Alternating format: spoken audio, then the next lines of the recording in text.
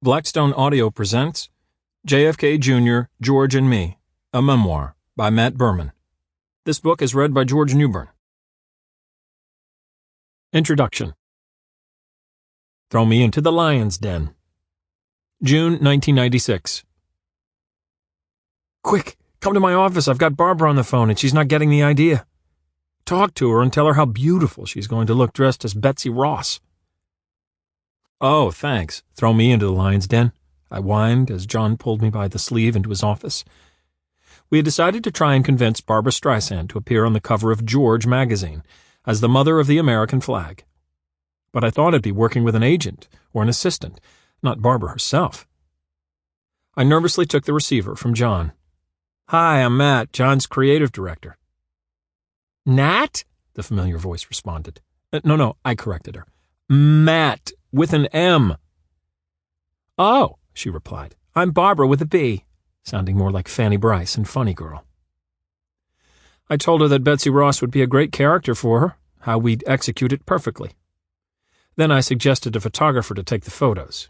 She agreed and said it would be easier to shoot at her house in Malibu than at a studio. As I was talking to her, I couldn't wait to call my Uncle Morty, who loved her music so much that when I'd roll my eyes at the mention of her name, he'd stop me and say, Easy, Matthew, you're talking about my girlfriend. Up until this point, I'd dealt with all the cover shoots on my own, and Cindy Crawford and Robert De Niro had been big successes. But this one seemed like it would be more of a challenge. Carolyn had warned us that word on the street was that Barbra was a handful, so John decided that he'd better attend this photo shoot and lend his star power. Always trusting Carolyn's advice, I was relieved when John said he wanted to come. 3 weeks later, John asked me, Maestro, what time are we flying out? He'd nicknamed me the Maestro.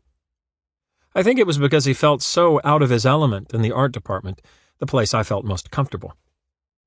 Friday, the noon flight on American, so we have time to figure out the Saturday shoot, I answered him. Then I asked him, Meet you at the gate? Pick me up at my place and we'll go to the airport together. I swung by his apartment at 20 North Moore, rang the buzzer, and John's voice crackled through the intercom. Matt, I'm not ready yet. Why don't you come up? The elevator opened, and I entered the loft. Music by the Cardigans played in another room.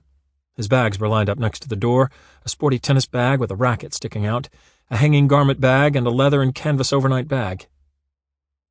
Epigenio, John's house guy, was sautéing an omelet, and John was sitting at the table in front of the biggest breakfast array imaginable. Coffee, orange juice, grapefruit juice, yogurt, sliced melon, boxes of cereal, muffins, and all sorts of bagels and breads.